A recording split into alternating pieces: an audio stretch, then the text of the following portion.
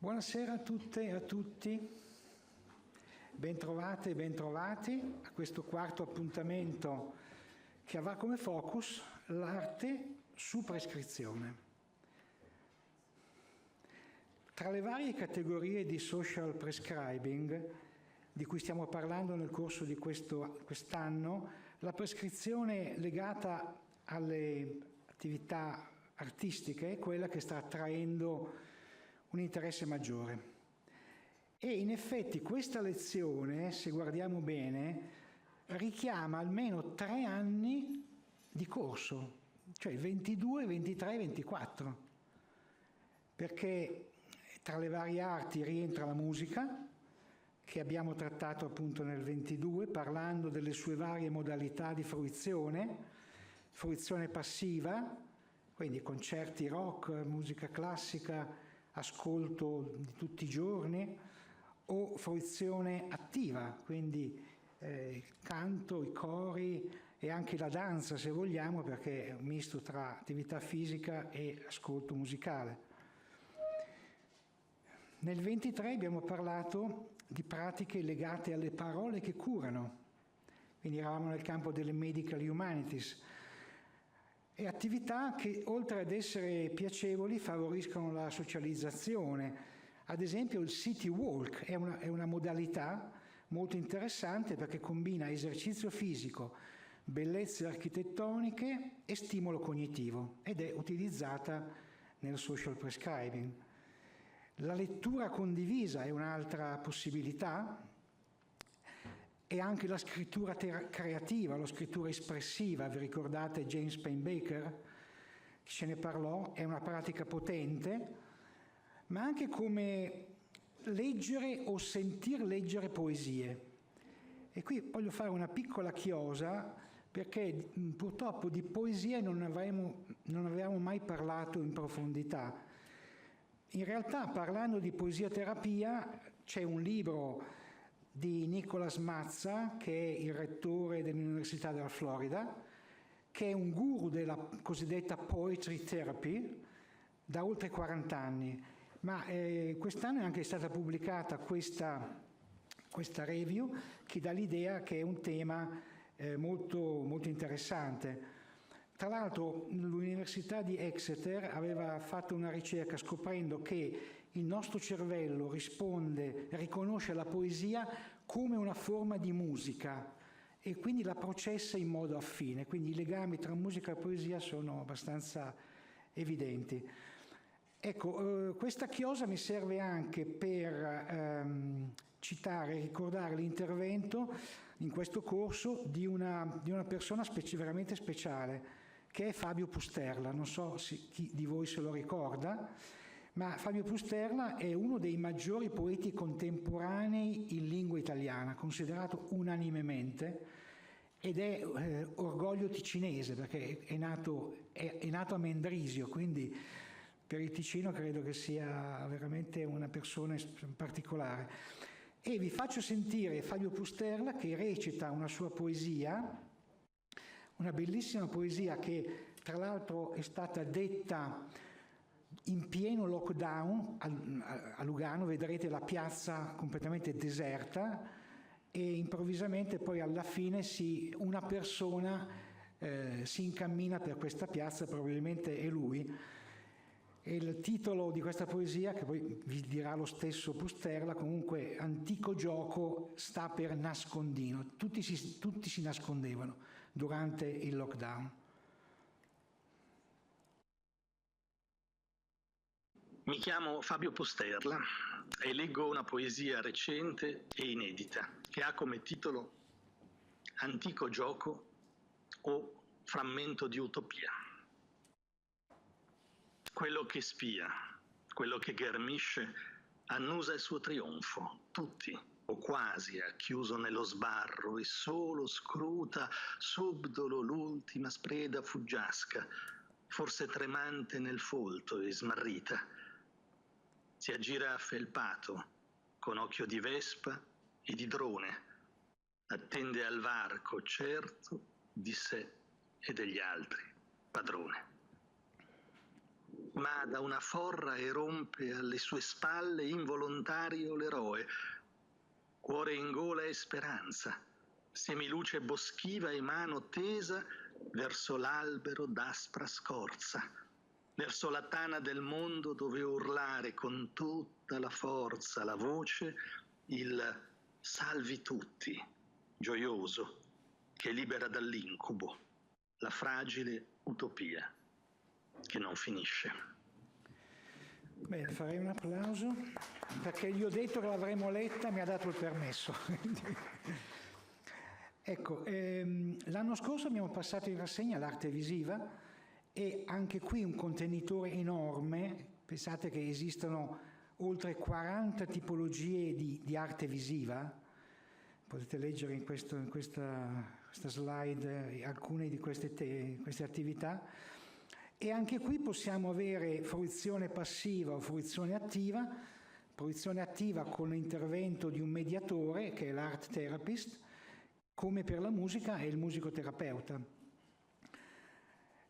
Ecco, abbiamo parlato di musei, e qui Renzo Piano, uno dei più famosi architetti italiani, ci parla dell'esperienza dei musei e ci dice delle cose interessanti. Ci sono momenti nella vita in cui lo stress si impadronisce talmente di noi che è difficile rilassarsi. Diverse persone si rivolgono allo yoga o alla meditazione. Alcuni fanno lunghe passeggiate, altri progettano vacanze in luoghi remoti lontani dalla vita quotidiana. Ma anche un museo offre un'alternativa tranquilla per rilassarsi, fissando in silenzio bellissime opere d'arte. Ecco, in effetti, parlando di musei, nel lontano 2013 la rivista Panorama, descrivendo gli studi effettuati da me insieme al professor Pierluigi Sacco, lanciava un messaggio potente che poi si è rivelato pienamente veritiero. Caravaggio è meglio di Prozac, quindi questo non c'è dubbio. Parlando di antidepressivi e anche di ansiolitici, volevo dirvi che la spesa in Italia annuale per l'uso di questi farmaci è di 1 miliardo di euro, una cifra enorme, e se per l'Italia dovessero valere le stesse proporzioni che sono state calcolate per il Regno Unito, almeno 1/3 di questa spesa potrebbe essere risparmiato se venissero implementati dei programmi di Art on Prescription. Poi questo studio finlandese ha sottolineato anche un altro aspetto del contributo economico, un contributo economico intangibile, cioè l'aumento della qualità di vita ha un valore, anche un valore economico. L'hanno quantificato in questo studio ed è un valore molto forte perché ogni museo produce circa 230 milioni di euro all'anno di valore economico intangibile legato all'aumento del benessere delle persone. Tecnica del willingness to pay, cioè hanno chiesto alle persone di quantificare quanto sarebbero state disposte a spendere per avere un effetto di un certo tipo dopo essere stato al museo. Le prescrizioni museali stanno guadagnando la popolarità e vedete delle uscite in quotidiani europei, prendi due Van Gogh al giorno anziché prendere due Prozac, insomma. E anche questa, vado a vedere una mostra d'Alver, me l'ha ordinato il medico. Ora, nella speranza che si possano vedere poi delle applicazioni reali di queste immagini interessanti anche nel nostro paese, approfondiamo la materia questa sera con l'aiuto di 2 esperte e abbiamo con noi Anita Jensen, che poi presenterò, che è la speaker principale, e Inga Surgunte, che opererà come discussant e anche lei verrà presentata subito dopo. Quindi io adesso mi siedo, presento la nostra speaker e poi le chiederò di venire al podio. Scusate, devo leggere perché a memoria. Allora, Anita Jensen è professoressa associata in Medicina sociale e politica sanitaria presso il Dipartimento di Scienze Cliniche e Centro per l'Assistenza Sanitaria di Base della Lund University in Svezia. È anche stratega per l'arte e la salute, opera nella regione di Skane, non so se si pronuncia esattamente Skane, ma non solo svedese, ed è professoressa associata anche presso la Lund University in Norvegia, quindi opera su tre paesi disinvoltamente perché abita a Copenaghen. È caporedattrice del Nordic Journals of Art, Culture and Health, ha pubblicato diversi libri, articoli e relazioni sui benefici per la salute delle arti e della cultura e ha tenuto dei corsi di formazione in queste materie, concentrando la sua ricerca sugli effetti psicosociali dell'art on prescription, sia su studi della popolazione e sullo sviluppo e l'attuazione di strategie regionali in materia di arte e salute. Con questo io allora chiamo Anita Jensen al podio per fare la sua relazione.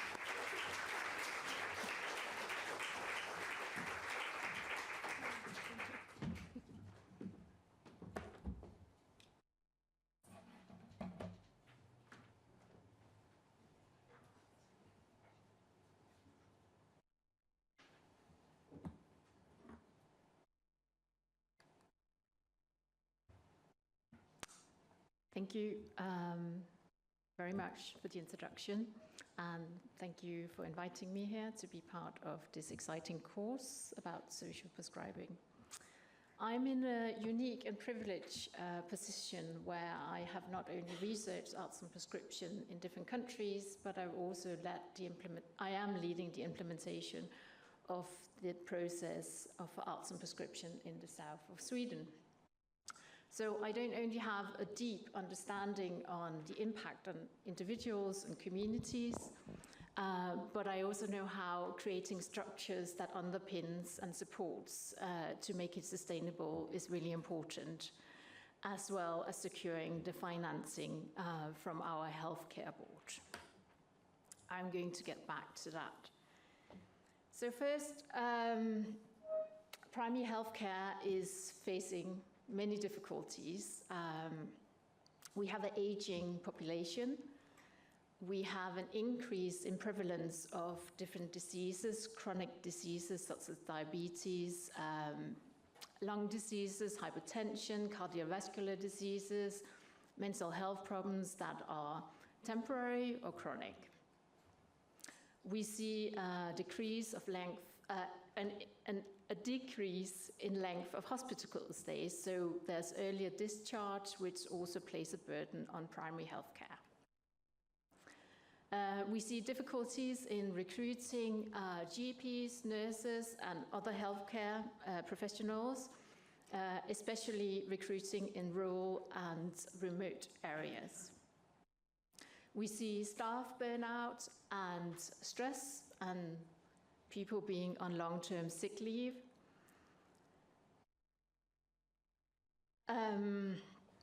The previous, yes, I go back like that. So this is a reference from primary health care in the Nordic countries, but it pretty much looks like that in across the European continent also. So in terms of loneliness in the community, which is a key factor that directly impacts on individuals' mental health and in turn on healthcare, we see that loneliness doubles the risk of depression and increased anxiety.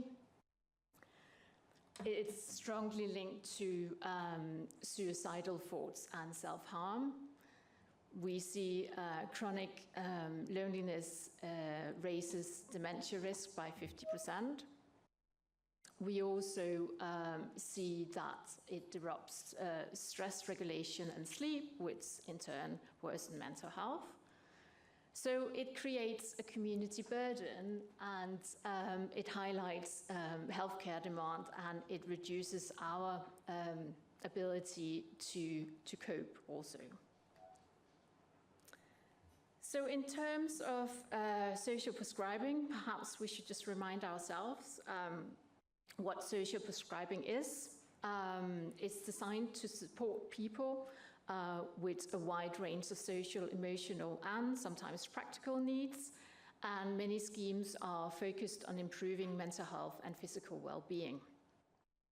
Those who can benefit from social prescribing schemes include people with mild or long-term mental health problems, people with complex needs, people who are lonely or socially isolated, or those with multiple long-term conditions who frequently attend primary or secondary health care.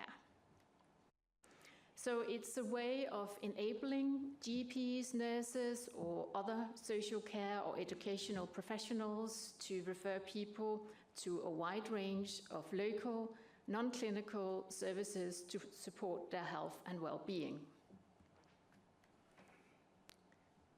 And to remind ourselves of the different referral routes also, we see here that you can come from a primary healthcare practice, a GP or nurse or psychologist. It can be from secondary healthcare, like the hospital. It can be a community or voluntary sector person who's referring you, social services or the job center, educational providers, or some people also make self-referrals to the programs with open access. And often people are referred by a referral hub, a link worker or coordinator. These all have different names in different contexts. And there's a variety of settings that you can be referred to also. So sometimes it's a community care setting, sometimes it's a healthcare setting, sometimes it's an arts and health organization or institution. You can also be referred to educational and training settings. It can be online and hybrid. It can be in a residential or care setting, or it can be in a third sector setting. So in order to understand a little bit more about the studies that are out there in terms of arts and prescription, we did a systematic review. And here we included 25 studies from different countries, from the UK, from the US, from Australia, from Denmark and Sweden.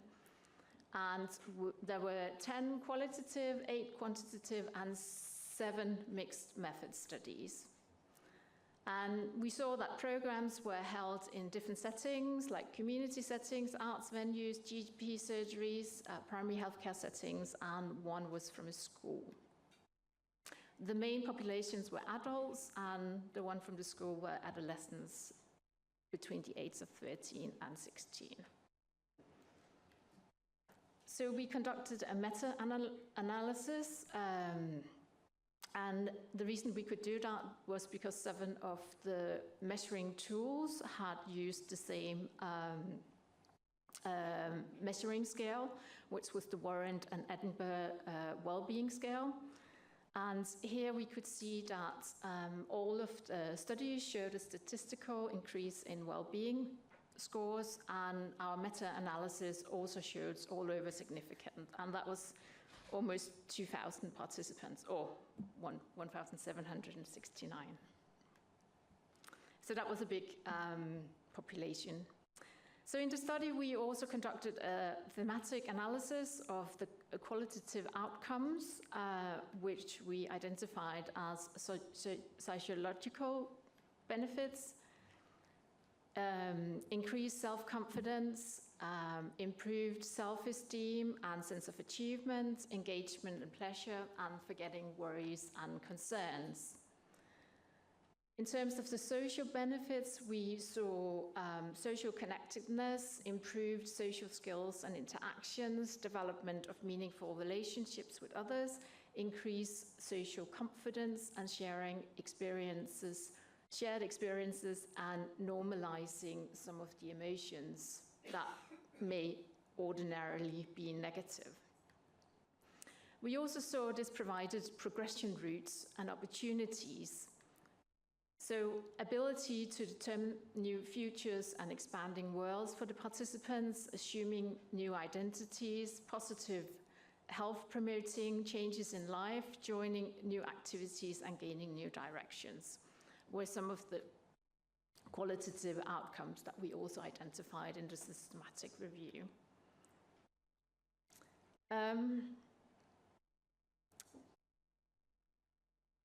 Another study, which was conducted in Denmark some years ago, of adults from 18 to 65. Some of similar outcomes here. We saw improved mental health well-being, boosting energy, joy, self-esteem, motivation, that it could create and support a space that could act as a catalyst for change, helping participants overcome some barriers and connecting with their personal resources and practice self-care. And also we looked at, because it was a program where the participants were referred from the job center, so we also had to look at whether this enhanced their job readiness, and it did. It increased confidence and created a sense of possibility and aligned with some future opportunities also. We have another study, which is young people outside the job market and education. So many of them had dropped out of education but did not have a work. Between 18 and 30 years old. And here we found that it strengthened their mental health and everyday life by providing routines and supporting some of their coping skills. It also, again, we looked at whether this could support their education and work readiness, and some of the participants said they felt closer to education, internships, and so on. And they also recognized that the program could promote positive identities and inclusion, that sharing some of these creative communities could shift identity from illness towards ability, and reducing the risk of this group being further marginalized. We also looked at some of the difficulties in another paper. So we identified that the effectiveness relies on careful adaptation to the different development needs of the group, and safeguarding practices and strong integration with health and social services are important and essential for these programs to work. Also, sustained opportunities and structured transitions beyond the programs are essential for maximizing long-term impacts. Often there is no follow-up on the programs, and we don't really actually know what happens to the participants, and they don't have a follow-up with their care worker. So we also conducted other studies relating to arts and prescription. We have examined the perspectives of the healthcare professionals that have referred patients to arts and prescription projects from different parts of Sweden. And the practitioners here reported that they did see a need for more holistic approaches for treating their patients with mental health care needs. And they also saw the empowerment in terms of motivation, routine formation, social interaction, and increased self-esteem. And they saw that arts and prescription had the potential to positively not only benefit the primary healthcare sector, but also society as a whole. However, they also reported that time pressure and the dominance of the medical model can be a barrier when they don't have enough time to actually understand what the patient needs. And some patients also prefer the medical options. So another study involved the cultural stakeholders that delivered art activities in an arts and prescription project from Denmark. And here we saw that the cultural stakeholders had a positive attitude to collaboration with the healthcare sector, which was something that they had not done previously. We saw that it developed new professional skills of the cultural actors, and also they felt motivated for future collaborations with new stakeholders. Finally, we looked at different structures and frameworks in delivering arts and prescription from across the globe, and here we found the need for consideration at different stages of the arts and prescription model. So we saw that we need to consider how the referrals are made. We need to consider how we manage the groups, and I'll get back to all of this. And also options for future treatment and healthcare pathways is also something that we need to consider. So as a summary of these studies, arts and prescription has the potential to improve well-being and reduce social isolation through non-clinical pathways. We can agree on that. And some of the multiple mechanisms that are suggested to explain the impact on psychosocial well-being is like the social cure, social connections, community connectiveness. It is participation activation, providing people with routines and structures, psychological aspects like the flow, the relaxation, the autonomy of being part of an arts group, and also expression, sharing, reflecting, and having a creative voice. Some of the critical problems with practice and delivery include creating safe spaces for participants, sustainability of delivering activities, and the continuing care pathways, which I mentioned earlier. But it has the potential to scale up and be applied across cities, regions, and for different patient groups also. So there are some cultural barriers that we need to be aware of, and that not one size fits all. So in terms of main limitation and the research gaps that we have,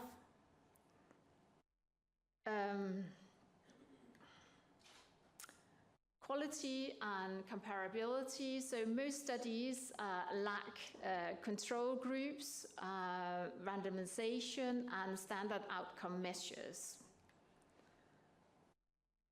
We also see that long-term outcomes, there's very little evidence of sustained effects beyond program ending. The dose response or the active ingredients is unclear what these elements are. Is it the socializing? Is it the creative process? Or is it the facilitator skills that actually drive this change in people? Also cost effectiveness, which is something healthcare boards will always ask about. We only have very few robust economic evaluations with healthcare using follow-ups. So sustainability of programs, again, funding structures, how do they work? We often don't know that, and often is one-off projects. And again, the arts activities, we lack simply studies describing the activities, the frequency, and the methods used. How am I doing for time? Yeah, oh, okay, I guess. So having said all of this, which might sound a bit negative, it wasn't meant to. It was just pointing out that there are some gaps in the research, and we're working on it, and we believe in it, of course. I've been working with arts and prescription in primary healthcare in the south of Sweden for the past 6-7 years. And I'm going to talk a little bit about that. So we have a program of 10 weeks. The participants meet twice a week for 2 hours, and it's always Tuesdays and Thursdays between 10 and 12 to create some routines and structure in there every day. So in terms of activities, we have carefully created a program with both active and receptive activities and a variation of different arts disciplines. And as I said, the activities were scheduled the same weekday. And also the activities were at 9 different cultural institutions who provided and facilitated the activities. So in that way, no therapists were involved in delivering these activities. So we start with an information meeting where the participants get to meet each other, and also this is where we collect baseline data, and we talk about the whole program.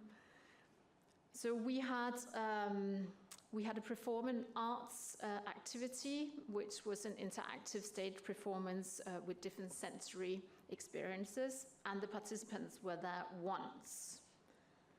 So in terms of the city archives, they provided a visit to historical places with a guided city walk, and they did that once also.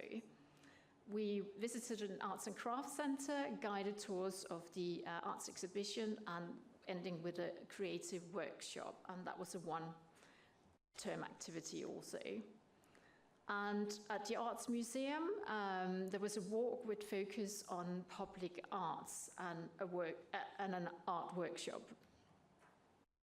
We had also an arts gallery with a guided tour of the exhibition and an art workshop. We worked with a music venue introducing where the participants were introduced to the music venue, and they got to record their own song and trying on some instrument, and we were there 3 times. The museum guided tours of various collections and workshops 5 times, and we went to the opera where they provided music activities, listening to a mini concert, which was followed by a discussion. And at the library, shared reading, which I know you already talked about, which is the method of reading short stories and poems. So you see there's a big variety of different activities here, and also it's different how many times we went to the different places. So the idea was to design this program with different aesthetic and creative experience to stimulate different senses, so sights, hearing, touch, and also making something more active, creating and doing, listening, seeing, and feeling. Then we have an end meeting where we also collect data, and we refer the participants on to a choir that we have, which is kind of a continued care. With the new program that we're implementing, we also have a follow-up at their primary health care provider. So we did some research on this program with 112 primary health care patients with mental health problems. We had 12 groups with max 12 participants, so not too big groups either. The gender identity was primarily women, as you see. Surprise, surprise. The median age was quite high, 61 years old. But we didn't have an upper age, so the youngest was 25 and the oldest was 81. We work with 18 primary healthcare centers and 9 cultural institutions. Our inclusion criteria was primary healthcare patients diagnosed with stress, anxiety, and depression, or those who were identified as being socially isolated or lonely. And there's no diagnosis for that yet, so this is something that the healthcare provider decided that they fell into that category. And as I said, 18 years of age, and there was no upper limit. About 33% had an anxiety-related disorder, about 30% had a depression diagnosis, about 21% had a stress diagnosis, and about 15% were lonely or socially isolated. And these are common, we used a common diagnosis in primary healthcare. So we used 2 different questionnaires to measure well-being and health, and the different questions were about how people dealt with life in certain situations, but also questions about sleep, social contact, and emotions were included in the questionnaires. So we measured at baseline at the information meeting, and then again at the end meeting about 11 weeks later. And here we can see that both our measuring scales, the well-being and the salutogenic health has increased significantly. We also used generalized linear regression model to analyze the data, which allows sort of modeling relationships with different variables in more complex scenarios, and you can say that arts and prescription is a complex intervention. And this analysis shows another important result, which is that women and participants with poor self-reported health, those who had most contact with healthcare in the past year, and those who had other referrals from primary healthcare, those who had no previous arts and health engagement, all showed a significant association with an increase in well-being.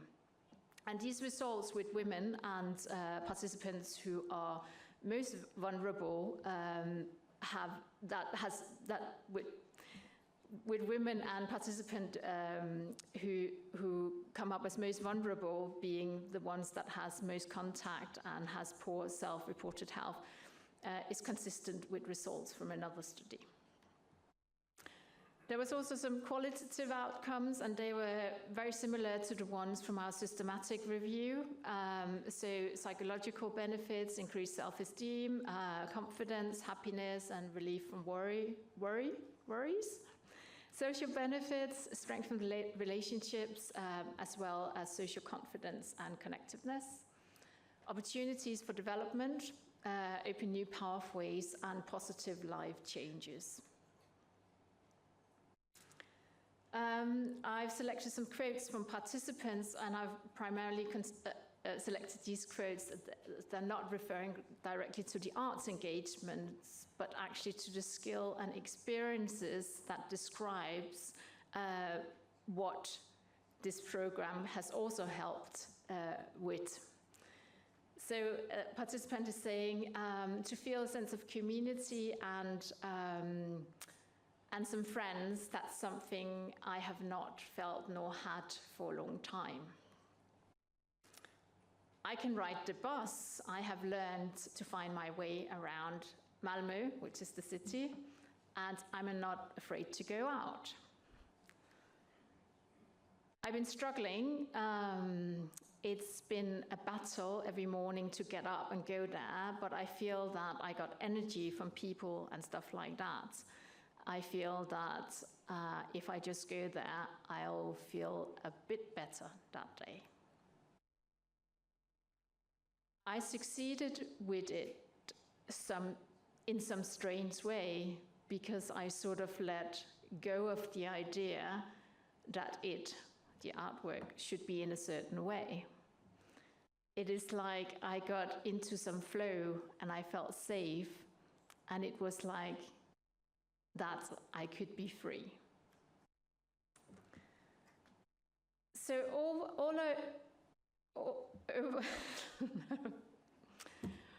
the overall result, you can say, is a catalyst for change. We saw a significant increase in well-being and health. We saw more social contacts and increased sense of community connectiveness. We saw that the structured activities created some routine for the participants, and the increase in activation and self-efficacy. And there was a shift from illness to can-do. And this is kind of interesting because there's this very new epidemiological study done by some researchers at Lund University also. And in line with arts and prescription being a social intervention, this study also shows that there's a positive correlation between mental health and frequent participation in group-based activity. So individual arts activities has no significance on mental health well-being, even with frequent participation. So the results here indicates that the social context of the arts activities plays a very important role in mental health well-being. So some of the barriers which has implication for arts and prescription practice, we have identified them as being physical. It has to do with transport. It can be difficult for participants to go to a place. Language, if it's not your first language, or just art language. Lack of mobility to actually participate in the activities. That can be anything from difficulties moving your hands or difficulties in walking. Many participants are actually also too ill. It might be the wrong time for them to be referred. Maybe they need to wait 6 months or so. And then again, accessibility. Yeah, well, something like that. The psychological barriers could also be engagement. Some people find it very difficult to engage in the group. They also prefer medical solutions, and they consider art as being elitist. Social barriers, group dynamics can be difficult if they're not facilitated in the right way. There's some stigma with going to a mental health activity. Systemic awareness amongst the healthcare professionals, not knowing these programs exist. Support at the end of the program. A lot of participants have identified anxiety at the end of the program because they have some structure in their life now, and they don't know what to do after the end of the program. And again, the sustainability funding for the arts programs. Also, cultural and age-sensitive activities. Again, not one size fits all. And also the facilitators' skills and competence, and which can really sort of make or break the group. So we made some recommendations for future research, specific measurements for anxiety, depression, and loneliness. So we go into the different diagnoses rather than just looking at well-being. We want to look at how the programs are designed to match participants' needs and preferences. Also, we need some longitudinal research and research with some comparative groups. Also, economic evaluations are needed to move from something that's promising to proven at scale. So moving back to the implementation of arts and prescription in the south of Sweden, at the moment our primary healthcare centers offers different treatments for mental health problems. We have medicine, we have psychotherapy, we have something called nature-supported rehabilitation, we have physical activity, we have medi-yoga, we have mindfulness, and now we also have arts and prescription.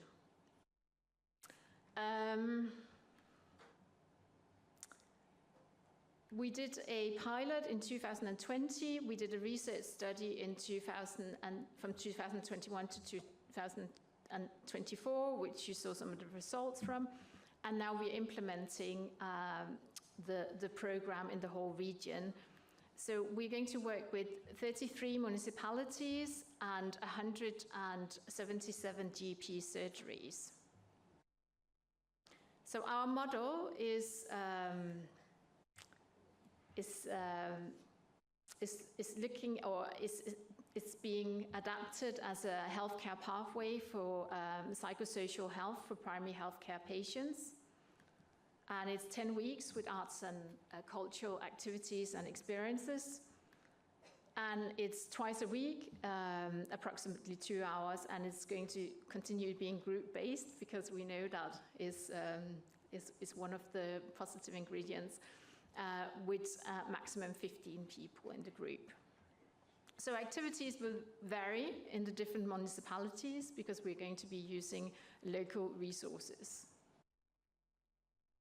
So the structure of the program will be in this way. Referrals are made at the primary healthcare center by a GP, a nurse, a psychologist, or an occupational therapist. So everybody who works at the GP surgery can actually refer patients. They are going to be referred onto an arts and health pilot, as we call them, same as a coordinator. Then they will go on this 10-week program, and they will have a follow-up at the healthcare center after the 10 weeks. And we will continue with a drop-in activity, which will be available also maybe once a week. We also have a contact person at all the healthcare centers. And all of this is financed by the Primary Healthcare Board. And we will also continue our research with using longitudinal methods, as well as looking at different diagnoses separately. And we're going to include a control group. So in the next few years, we will have quite a big population to look at. So that's going to be quite exciting.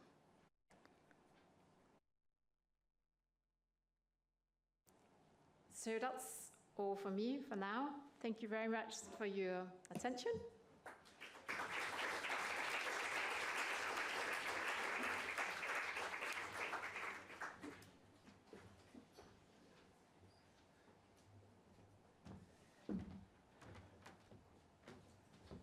Bene, molte grazie per questa brillantissima presentazione, anche per la chiarezza e la completezza, e per non aver nascosto anche le parti ancora un po' critiche, nel senso che ci sono dei dubbi, ci sono qualcosa che deve essere meglio chiarito, e quindi è un'area in evoluzione molto, molto forte, e quindi ha bisogno di impegno veramente sistemico, direi. Ora, l'approccio evidence-based è sempre un approccio prevalentemente quantitativo, però la parte qualitativa secondo me è molto importante, perché altrimenti ci dimentichiamo del singolo soggetto, di cosa prova questa persona che fa queste esperienze. Abbiamo visto delle frasi che ha letto la professoressa Jensen, di persone che hanno partecipato a questi programmi. Io sono stato colpito da una testimonianza che è stata scritta e riportata nel sito del National Health System inglese, di una donna che ha partecipato a queste esperienze e ne ha tratto veramente un giovamento enorme. Quindi chiederei alla nostra gentile Laura di leggere questo brano. Andiamo avanti, scusa. Ecco. Okay. To say that art saved my life is an understatement. It transformed it to the point of making it unrecognizable from what it was before. I had hit rock bottom, the lowest point a person can reach. I thought there was only one way out, one way to end the cycle of depression that ruined my life since childhood. As I sat there waiting for my psychological evaluation, I saw a flyer titled Art for Well-Being. I took the flyer and called the number. I was told, come to a trial session and see if you like it. So I did. And that was the day that changed my life. It was the 6th of December 2011. I remember that day very well.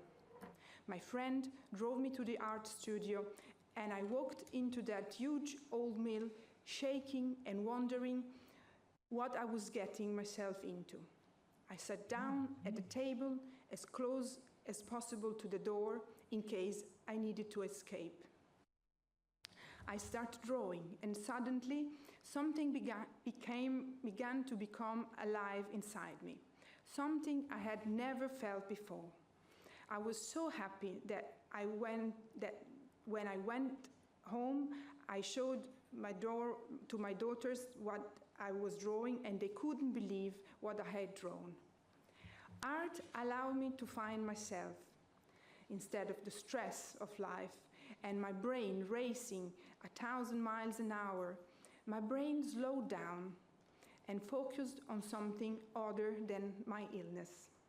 I was amazed at how much drawing and painting helped me to stop the wild wind in my head.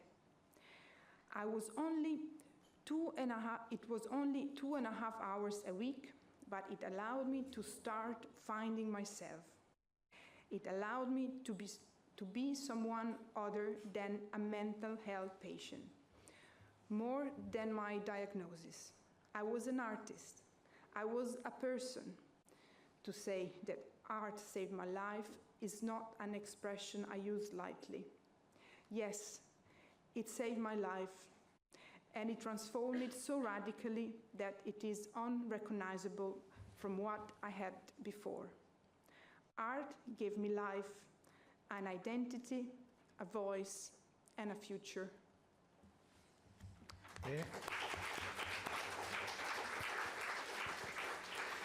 Bene, allora adesso passiamo all'altra relazione che sarà presentata da dottoressa Inga Surgunte, che viene dalla Lettonia, e la dottoressa è un'assistente di ricerca presso l'Istituto di Studi Artistici e Culturali dell'Accademia Lettone di Cultura.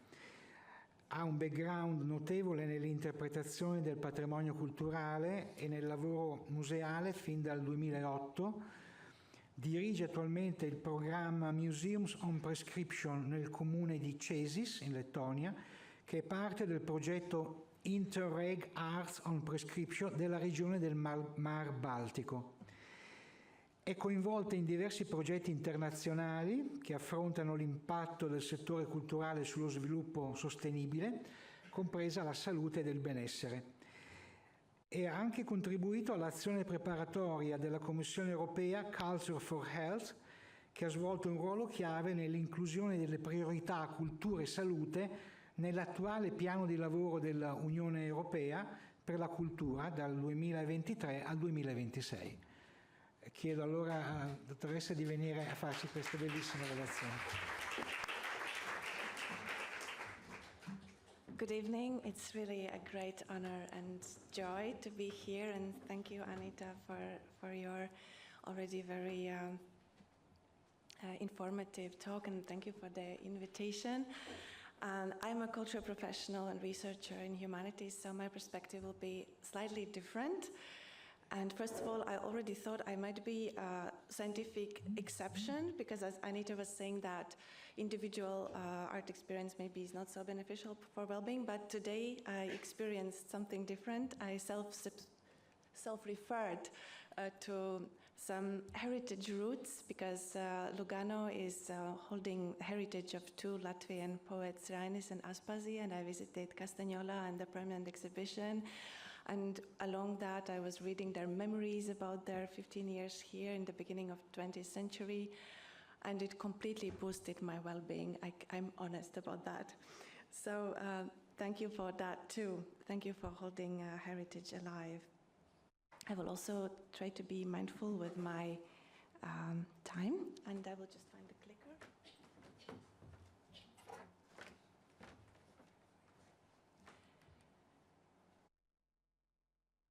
So yes, I'm a museum person, first of all. I work for museums already since 2008, and that was my passion always, museums and heritage.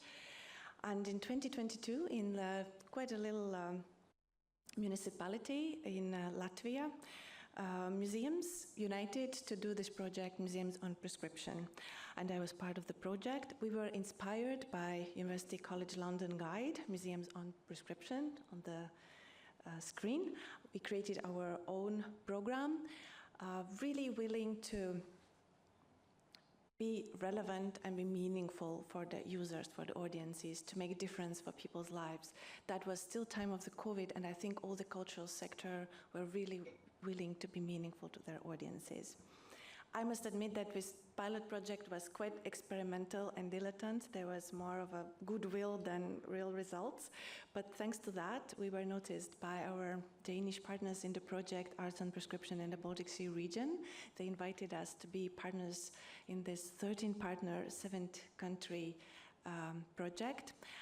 And the aims of it was to support the key employees in the municipalities, regions, and NGOs by giving them key insights and knowledge in establishing and implementing AOP programs. And Cesis municipality was a perfect candidate for that after that kind of experimental phase. And also support decision makers and policy makers with evidence-based materials. How we did that? First of all, we agreed on a generic arts on prescription concept program that we proudly called Baltic Sea Region Model, or Baltic Model of AOP. Also, we involved twinning cities to spread the knowledge, and created a guide that I will be also telling about later. And the practical part of it was 8 pilots in 5 countries. And each of the partners also created action plans for the future development and maintenance and sustainability of these programs. Our program was very similar to what Anita was sharing. Those were 8 to 12 weeks arts and cultural activities. Each of the activities took place over 2 to 3 hours, but in cases sometimes even a bit longer, depending on the pace of the group. It was 1 to 3 times meetings weekly, and in each group there were 8 to 14 participants. And we agreed that there would be at least 3 different activities, because yes, not everything suits everyone, and some people are more fond of dancing than drawing, etc. And our main target audience were adults with mild to moderate mental health issues. So, those are the piloting partners, the municipalities that worked with the program, and this is the organizational framework, as we call it. We discovered that a very important person, of course, is the link worker, and we were training those specialists based on the guide, and also culture and art facilitators that are cultural professionals already, but needed some extra skills and training to engage with vulnerable groups. and the referral channels were different in each municipality, and I will be sharing CESI's approach in a while. And of course, the most important were the participants. The guide. I must apologize, this QR code is outdated, but you can find it by using some ordinary Google search. So this guide is organized based on your role in arts and prescription. Either you are link worker or project manager, that can be one person, that's why it's put together. That's the richest content because it covers just general introduction, organizational questions, management questions, how you develop, how you implement, how you evaluate, how you fund the program. Separate content is created for culture and arts facilitators, which is a smaller amount of information, talking mainly about the role and the skills of the facilitators. And another page is dedicated to decision makers, where we are mainly trying to convince them to fund and implement AOP programs and to give relevant arguments in the region. If I would allow myself to interpret a little bit the difference of the Baltic model to the source model of the UK, we emphasized equal remuneration because we saw by visiting the UK partners that sometimes referral channels were referring the participants to community-based activities where a lot of volunteering was involved. And I think a certain role was here by the Odense municipality. I think Denmark just has different standards for this kind of employment questions. And one of the, I think, core differences from the UK model is that everyone involved in these activities is equally remunerated. So how we did it in CESI's municipality. First, we started by reaching out to our referral channels, as we call them in the Baltic model. And we reached out to these 4 institutions: State Employment Agency, Rehabilitation Center, Ligatne, who have an elderly care home, CESI's Hospital, which is a regional hospital uniting smaller hospitals, and CESI's Social Services Department. We reached out to these 4 because we were hoping that at least one of them would agree. But during the first meeting, we heard this wonderful phrase of the lady on the screen, Inga Surgunte, who was director of CESI's Hospital. When I was showing like one slide after another from WHO diagrams and evidence, she said, "Stop this, we are educated, stop persuading this. How can we make it real?" And it was a miracle as we felt it. Next success was finding the link worker, and this is my wonderful colleague Barbara, who was a former social worker, youth work specialist, and now museum educator. She looks very young, but she has an extensive work experience in all 3 fields. And I've heard that among us there are also some upcoming or already practicing link workers, and you might know how essential is this role. This is the person who is present for the participants permanently in each activity, before each activity, reminding, supporting, also evaluating their success. And I think finding the right person was the key initial success in our case. A little bit about our program, and on the way I will introduce also the museums. So we worked with 16 to 100 years old people. We didn't have anyone 100 years old, but 98, which was quite impressive, was really the age of the oldest participant. The referral channels very consciously decided for mixed groups, meaning that people come from different social backgrounds, different age groups, different health issues. And how they argumented for that, they said older people from the elderly care home are not interested to go to travel somewhere to meet other old people with the same issues as they have. They would benefit more from seeing teenagers, families, doctors with burnout, which now was our group. And also teenagers were benefiting from seeing older people. Sometimes those were kids who didn't have grandparents. So very interesting social composition, very challenging for the facilitators, but we see a great social impact thanks to that. The main criteria for recruiting the participants were mild to moderate mental health issues. And this is one of the museums where the activities take place. So we had minimum 8 weeks program with one introductory meeting where everyone was coming together, artists, museum people, participants, link workers, some of the referral channels, so that everybody sees everyone and there are no fears of who will I meet next time. So it's approximately 12 to 16 activities, 4 activities per museum. Those are the types of different creative activities. As I said, we needed at least 3 different activities. And we also were lucky to have Southern Denmark University and Turku University of Applied Sciences who did the study about this pilot, about all the pilots in the project. It was extensive surveys before, in the middle, after, and 3 months after the program, and also focus group interview. That was fun. That was a party at each of the end of the program, a 2-hour brainstorm around images and associative talking and sharing. So what are the outcomes and also impact of this program? The first one, of course, as expected, it improved mental well-being of the participants. And you will see our participants, as I will be talking about the outcomes.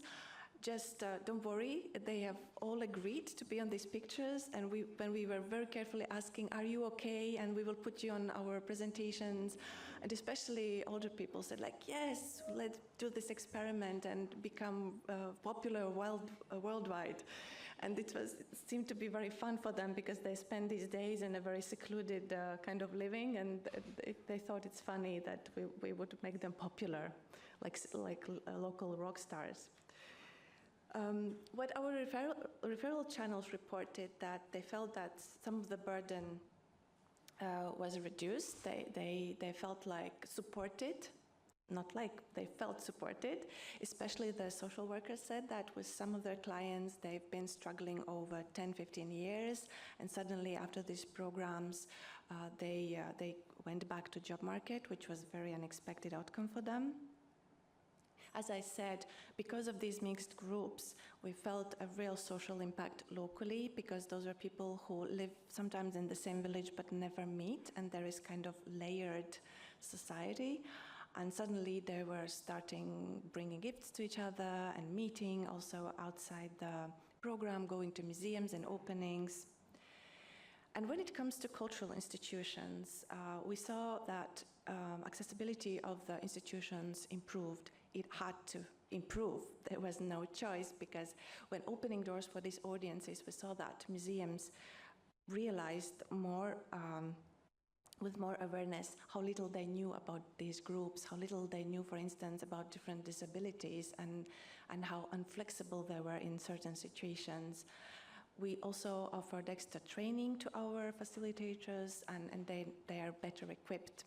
And also we improved the physical access of the museums.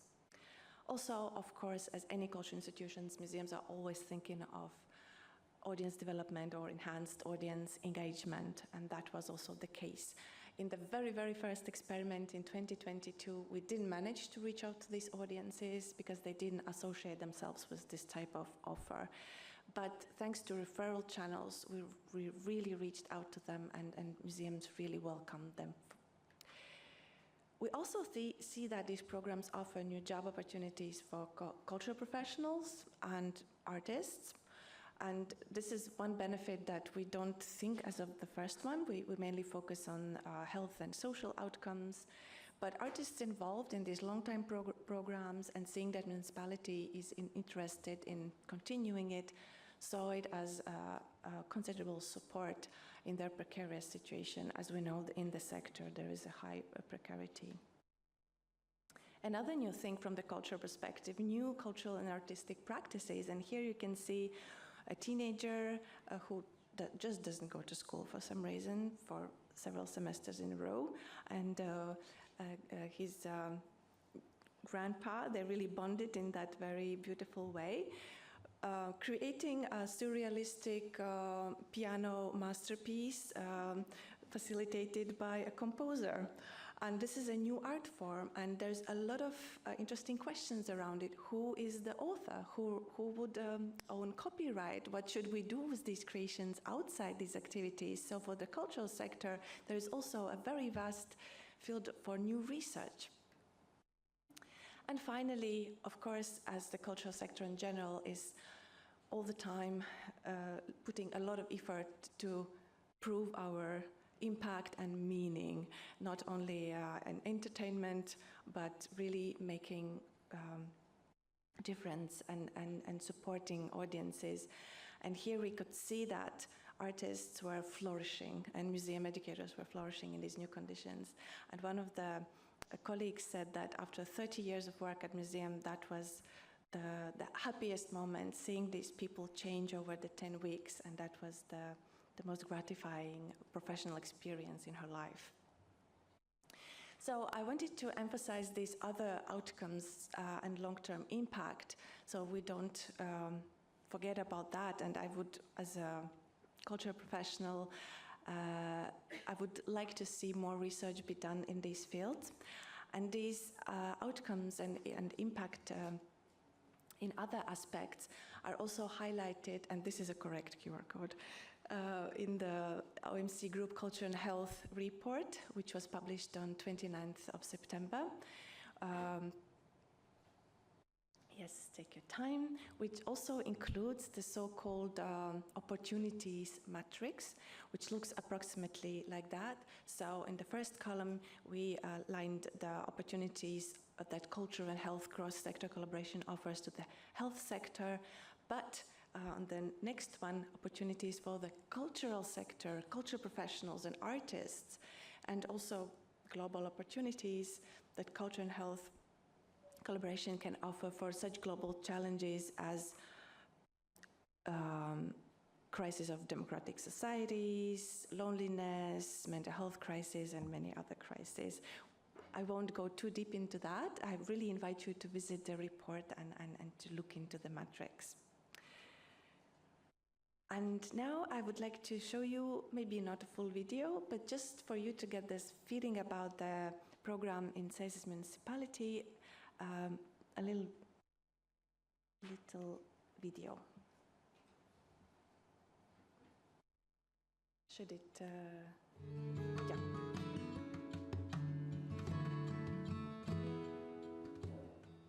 Programma nosūtījums uz muzeju ir lielāka projekta Arte un prescrizione daļa, un projekts tiek īstenots vairākās Eiropas valstīs, un arī Cēsu novads ir viens no partneriem, un mēs saviem aktivitāšu dalībniekiem piedāvājam iespēju 8 nedēļu garumā piedalīties programmā, kurā ir dažādas kultūras aktivitātes, kas tiek īstenotas Cēsu novada muzejos. Projektā ir iesaistījušies 4 muzeji, un katrs piedāvā savu īpašo programmu, gan parādot muzeja krājumu, stāstot muzeja stāstus, gan arī pieaicinot māksliniekus, amatniekus, kuri vada dažādas darbnīcas, nodarbības, visdažādākās mākslas aktivitātes, kas ļauj cilvēkiem gūt pozitīvas emocijas, būt kopā. Jo priecīgs cilvēks, aktīvs cilvēks, cilvēks, kurš ir daļa no kādas kopienas, viņš ir arī veselīgāks, laimīgāks, un tas arī ir tas galvenais mērķis – dot cilvēkiem iespēju satikties un baudīt kultūru, mākslu un būt kultūras un mākslas daļai. Tas ir ļoti tieši saistīts ar muzeja misiju, paplašināt to mērķa auditoriju un sasniegt tos, kurus mēs varbūt ikdienā nesasniedzam. Un šis ir brīnišķīgs veids, kā to varēja izdarīt. Otrs, kas man šķiet ļoti svarīgi, muzeja kolēģiem arī tās ir liels izaicinājums un izaugsmes iespējas. Tādēļ man šķiet, ka tas ir appusēji vērtīgi gan tiem, kas atnāca, gan tiem, kas piedāvāja. Šis projekts nepārprotami deva man personīgi pašai arī izaugsmi un arī iespēju tikties ar tiem cilvēkiem, kuri var būt dažādu iemeslu dēļ netiktu mūsu kultūras iestādē, tad man ir iespēja parādīt viņiem aktuālus mākslas un kultūras procesus, kas mums šeit pašreiz notiek, dot viņiem tādu iedvesmu. Es kā muzeja pedagogs esmu pieradis sekot kaut kādiem nodarbības formāliem standartiem, kam ir jāsakrīt, lai to apmierinātu skolotājus, skolēnus, skolas kritērijus un vēlmes, bet šajā gadījumā ierodoties šiem dažādiem cilvēkiem ar dažādiem fiziskām spējām, ar dažādu emocionālo fonu, krita visas šie standarti un kritēriju formālās prasības vienkārši nestrādāja, un jauki bija, ka šie cilvēki bija ļoti pieņemoši, ļoti atvērti, un tas arī noteikti palīdzēja novadīt šīs nodarbības ļoti pilnvērtīgi un kvalitatīvi. Man pašai ļoti brīnišķīga pieredze. Jāsaka, šiem 30 nostrādātajiem gadiem muzejā tāda visemocionālākā pieredze. Es domāju, ka daudziem kaut kas mainīsies, kaut kam ir jāmainās noteikti. Piekritu šiem projektam, jo es praktiski pašlaik esmu mājās. Tā ir laba iespēja bez maksas tikt sabiedrībā. Forša atmosfēra, labi cilvēki, tās aktivitātes ir labas, bija zināmas, bet nebija darītas. Un sevišķi tādā vecumā, un tā kā mēs no senioru mājas un viss tās stundas, ko te pavadu, tu labi jūties un visas jauni cilvēki, no visām pusēm te ir. Protams, ka ļoti skaisti arī pa muzejiem, tu uzzini daudz ko, kam tu dzīvē esi paskrējis garām. Šī programma manā dzīvē ierasa ļoti lielas pārmaiņas. Man radās motivācija kaut kam jaunam, ko pati nekad neesmu mēģinājusi. Motivācija arī meklēt kādu patstāvīgu nodarbošanos, uz ko esmu sen jau dzīvē tiekusies. Ir vērts to pamēģināt, jo nekad nav par vēlu pamēģināt kaut ko jaunu, kaut ko nebijušu un kaut ko īpašu.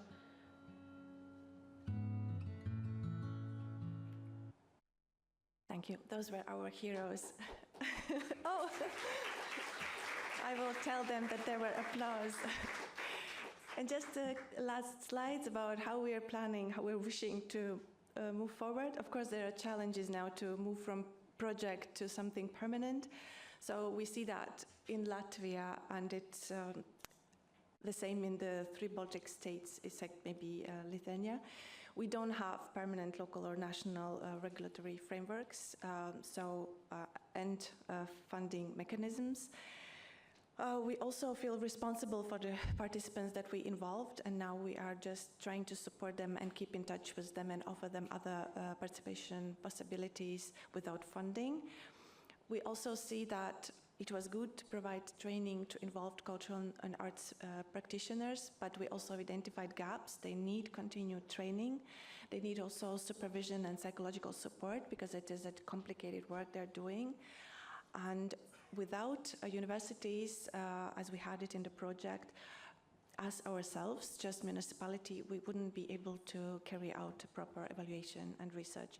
And which is, I think, a big challenge. Museums are so enthusiastic about this program, they think they can fix it all alone. And we are trying to say, but maybe it's not the best idea. As I said, here I'm referring to a recent Academy of Culture research, basically saying that the situation is similar in all 3 Baltic states. So 3 steps that we have done to move towards a more sustainable culture and health programs in Latvia.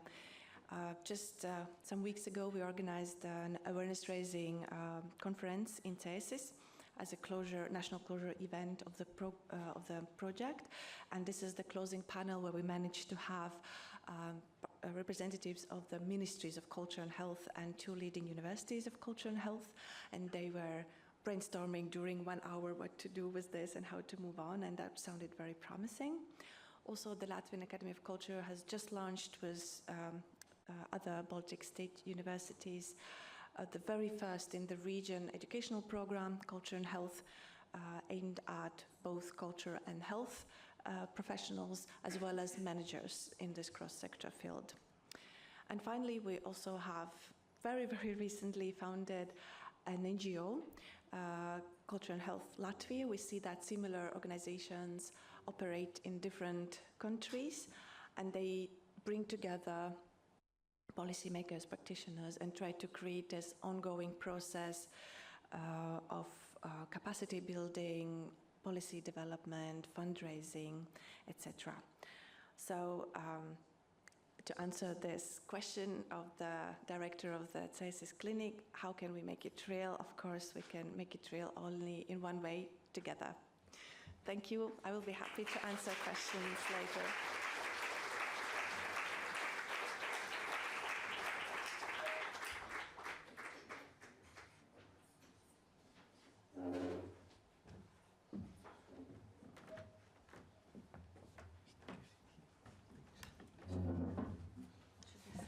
Bene, grazie per questa relazione, anche questa ricca di spunti, perché abbiamo visto degli aspetti teorici, aspetti metodologici, aspetti pratici, esperienze reali, che ci danno l'idea dell'entusiasmo e della passione che queste persone stanno mettendo nella loro attività, ci danno anche il senso della difficoltà di ottenere poi dei risultati tangibili, perché bisogna convincere un sacco di persone. Dobbiamo convincere la classe medica, prima cosa, poi i decisori pubblici che ci devono mettere anche i soldi, giustamente mi fa notare Silvia Mesiti, le istituzioni culturali, parliamo di musei, a darsi un nuovo ruolo, un ruolo di terapeuti, e poi i pazienti, i soggetti, che però credo sia la parte più semplice, cioè le persone capiscono il valore di queste proposte e sono certo che accettano molto volentieri, però tutto il resto va costruito. Adesso abbiamo qualche minuto per porre delle domande e quindi spero che cogliate questa occasione, perché questi nostri due ospiti sono veramente due personalità di spicco nel mondo di questa nuova disciplina di prescrizione sociale e valorizzazione delle arti. Prego. Vedo una mano.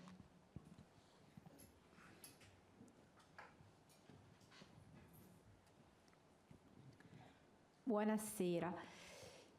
Ma io condivido pienamente queste presentazioni, perché vivo per l'arte e mi aiuta tanto. Soprattutto io vivo tanto per la musica. La musica è la mia corrente interna, come se mi desse un'energia in più per andare avanti. Io esco da un periodo difficile a livello psicologico perché ho avuto un po' di ostacoli davanti. Ora è un anno che ne sono uscita e ne sono pienamente orgogliosa di averlo fatto. E la signora Anita ha presentato un pensiero prima in cui mi ci riflettevo molto. Una signora che diceva che finalmente è riuscita ad andare a prendere il bus e a girare per la città senza nessunissimo problema.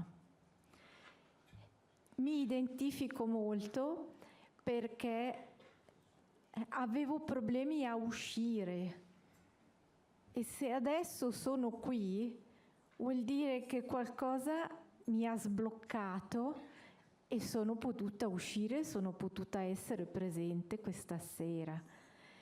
E per me è veramente una gioia immensa poterlo fare.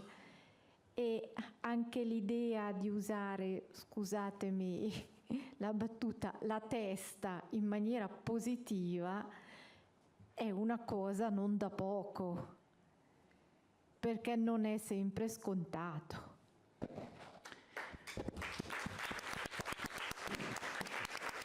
Grazie per questa testimonianza e non so se hanno dei commenti le nostre ospiti. I just want to say we're also happy you're here.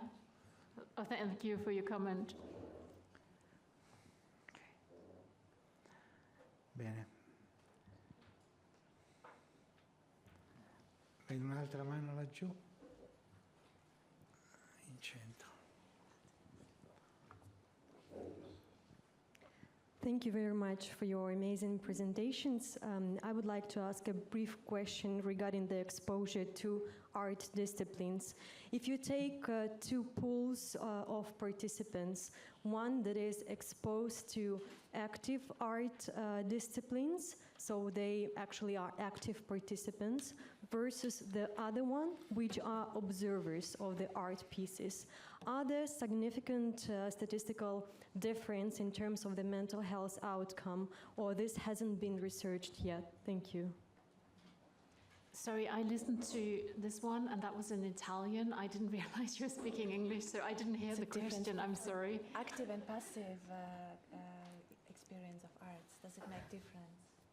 I'm sure it does. I'm sure there are some studies that looked at it, but I don't know the results of them. I think we interact with arts in different ways, but we know that, for example, with music, it makes a difference whether you're listening to music or you're performing music. So we know a lot about music.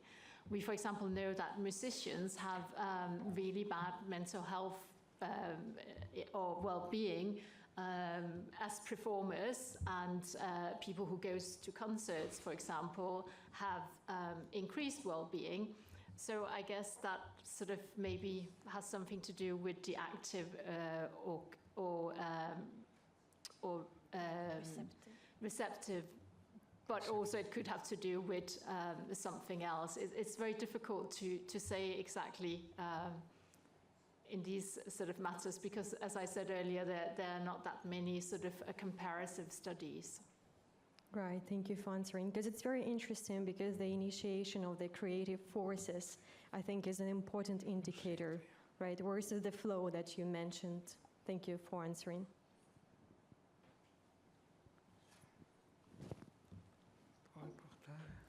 Meanwhile, I can say that in our partnership, we believe that active engagement is more powerful than receptive, and maybe there are not so much enough robust data, but we were basing our activities on that they shouldn't be just observation or visiting, but each of the activities had to have some really active part. Good evening. I would like to know, regarding all your programs, in the long term, how ecological they are. Ecological? In the sense, are they sustainable in the long term? Or how are all the participants, how are they after how many times did you check them after a few months? Okay, so we didn't have, we had the 10-week, 11-week follow-up, but we didn't do any follow-up after that. We're going to do that in the new study. So we will continue following up at 3 months and 6 months and 12 months.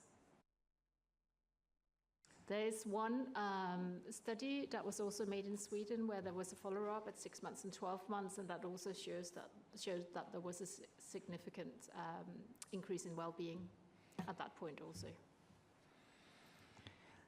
Were you asking about the sustainability, like the continuation of the programs? No. The results? Long-term effect. Long-term effects. Quello degli effetti a lungo termine è un problema molto delicato, perché chiaramente uno penserebbe che questa esperienza produca necessariamente degli effetti a lungo termine, ma non è detto, perlomeno ci sono pochi studi su questo. Bisogna partire, secondo me, da considerazioni molto semplici. Se questa è una terapia, la terapia va continuata. Non ci si può aspettare che un'esperienza di 2 mesi produca effetti dopo 3 anni. Se io ho dei problemi, come dire, esistenziali che mi renderebbero poi ancora una vittima del sistema, io questa esperienza dovrei continuarla il più a lungo possibile. È chiaro che poi c'è il problema della sostenibilità, pratica, però io penso che sono delle esperienze che vanno portate avanti il più lungo possibile. La prova che funzionino è sufficiente 2 mesi, però poi ci si aspetta che la cosa possa essere portata avanti. Aggiungo solo una piccolissima postilla.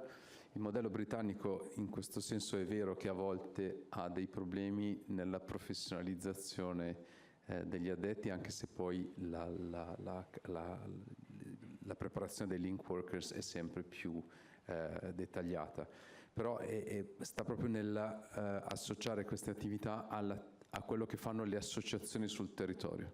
Quindi la continuità sta nel legare l'attività creativa e quindi anche nell'ambito culturale a un'attività continuativa di un'associazione presente sul campo sempre, tutti i giorni, anche dopo l'esperienza, che è la cosa alla quale stiamo guardando, perché è il modello che poi dà il reinserimento effettivo nel contesto sociale, per esempio, delle persone socialmente escluse. Quindi al di là delle attività sperimentali, la continuità può essere data proprio in un legame con le attività che si svolgono all'interno della comunità. I would like to add to that one. We are trying to do that too, and I think it changes the long-term effects on the participants. Because when I was participating at the very last activity of the very first pilot, everybody came with very gloomy faces, and I thought this program has been a complete failure. But then they said they were just sad that it's over. And we really started thinking, how can we sustain some kind of support? But we have to be also realistic. We can't constantly, organize activities for everyone. So our approach was offering volunteering possibilities, also informing these people of free of charge cultural activities in the municipality, like on monthly basis, informing them where they can go, also saying that this and this museum person will be there, so they feel safe, they know that they will meet people whom they know.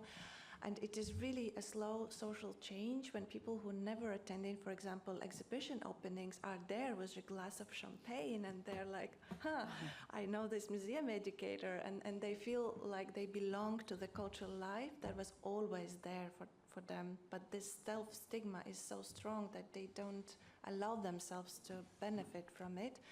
And we also, when we were talking with the referral channels, they were very much encouraging this kind of strategy, because they said you can't offer treatment and activity lifelong. You should also somehow empower these people to change their habits. And we try to do it through this cultural permanent offer. Of course, it doesn't work for everyone, but in each group there are people who learn this habit of consuming culture and improving their well-being like that. Can I also add a comment? I think it's not only consuming culture, but it's getting... It's my... Sorry, before I had to get up. It's getting habits about new structures and routines and the social connectiveness, that it's actually okay to call someone. It's okay to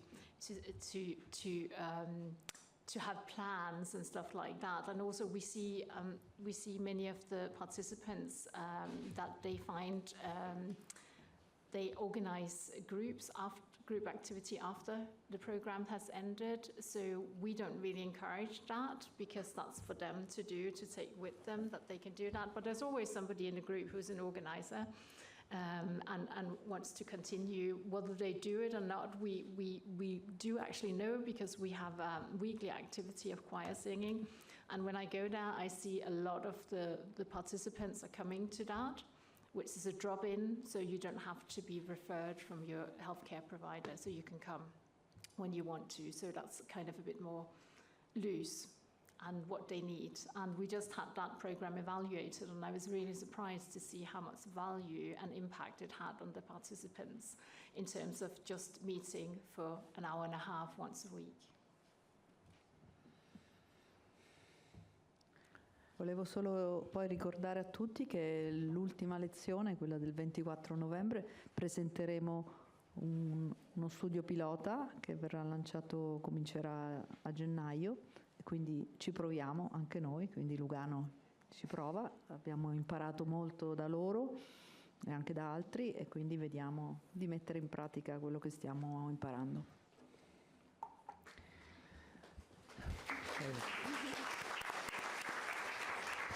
Bene, se non ci sono altre domande possiamo... No, ce n'è una. Scusate, non avevo visto la mano alzata. E poi lei. Quindi abbiamo altre 2 domande. Prego. I would like to thank both lecturers for wonderful, impressive and exciting presentations. And I have 2 questions to the Professor Jensen. The first one, you showed that your healthcare providers have a lot of opportunities to prescribe non-medical treatment. How do you convince them to choose the art instead of yoga or mindfulness, for instance? Do you give them some suggestions, or it's just their choice? And the other question is about the training and the formation of the health and art pilots. What is their background and how do you form them? Thank you. Thank you very much. Very good questions. Well, it's up to the individual what they want to choose. So they have a dialogue with their GP or their psychologist, what is suitable for them. Do they like nature activities? Then maybe they shouldn't do mindfulness or so on. So it's in dialogue with your healthcare provider where you sort of decide what's suitable for you. And actually, honestly, a lot of the people that we had on the arts and prescription program had already tried many of the other alternative routes and ended up on the arts and prescription program. So again, we see these are sort of healthcare patients that keeps coming back to primary healthcare, and we actually need to find something that's a bit more permanent so they don't come back. Not that, because they may not have healthcare issues, but they have social issues instead. The other question, who are the pilots? They are people, they're like the link workers, they're working at the GP surgeries already. So they know the healthcare system, they know these, this group of patients already also. So they get this job as an extra job, and they also go with the participants on the cultural activities. So this is the person who creates the continuity in the programs.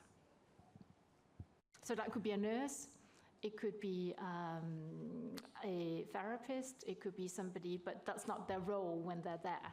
Their role is just to be the coordinator. Abbiamo un'altra domanda qua.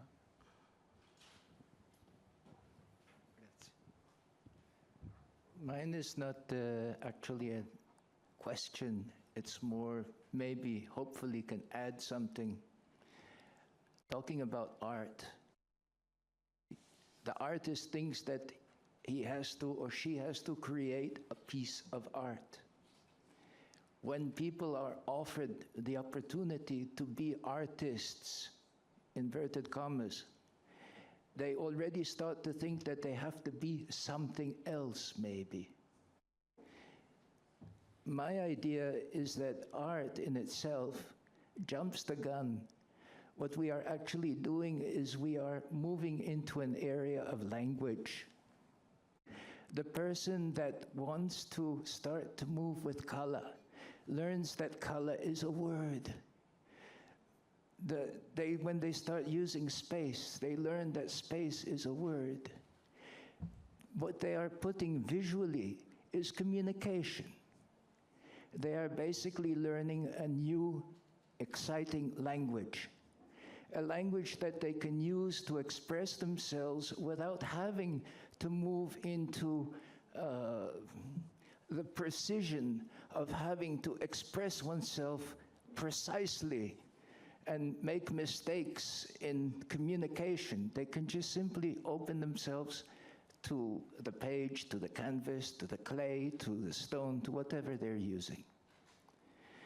Another thing that I would like to add is the fact that once you have actually created something, you have created something that is not only speaking to yourself, because you are talking with yourself when you are creating something, but you have created something that hopefully you can show others, so that others, when seeing what you have done, can understand you on a deeper level. That means that after the course, or whatever you call it, is finished, you have these people that now are excited to have learned the new language. They need to show what they are doing. And the fact that possibly somebody that is working alone at home has brought their ideas home with them, and they are creating, they have something to show, and they have nowhere to show it. My feeling is that the community, or la comunità, ought to be able to offer a space on rotation where people can bring what they have done to share, to possibly meet other people that have brought their stuff there. They can talk about what they have done. Richard Brautigan, an American writer, he has in one of his books a chapter he's dedicated to this library that is open 24 hours a day, that's dedicated to people that wrote a book or a poem that never got published. They can bring it there, they can put their manuscript on the shelf with their name. It's there. It's for the people that fell through the cracks, that were never accepted, maybe socially, but they have a place, they have a space. Thank you. Grazie. Thank you. Can I comment on that quickly? Just yes. quick. Thank you very much for your observation. I completely agree, and some of the things that we see, and also I talked more about results, effect results, and so on. But what we also see, as I talked a little bit about the mechanisms for change, is we see that the participants get agency. They also get a way of expressing themselves, and this is something that they can take with them into the future also. And we'd also like to agree completely about the language. And we heard, for example, from the parents of teenagers who were attending the program, they said, we don't know what you did, but it became easier to communicate about complicated things when they came home. And also the medics who were sometimes attending together with their patients or clients, they said they also discovered a new language. Because the language, maybe as I understand it, in hospital settings, clinical settings, is very dry and technical, and through this creativity, they also discover new ways to communicate. I think it's really very, very wise what you said. Bene, grazie. Allora, credo che con questo possiamo chiudere la serata. Ringrazio tutti voi per aver seguito con attenzione e interesse questa nostra puntata. È stata molto interessante, grazie ovviamente alle nostre speakers, ci hanno insegnato molte cose e hanno allargato le nostre vedute. Io vi invito alla prossima lezione, serata, in cui parleremo di volontariato, che è un'area non molto considerata, ma vedrete è una delle attività di tipo, chiamiamolo culturale, anche se termine cultura, termine molto vasto, che incide maggiormente sul benessere e dà dei risultati veramente incredibili. Bene, allora con questo solletico vi lascio, vi dico buona serata.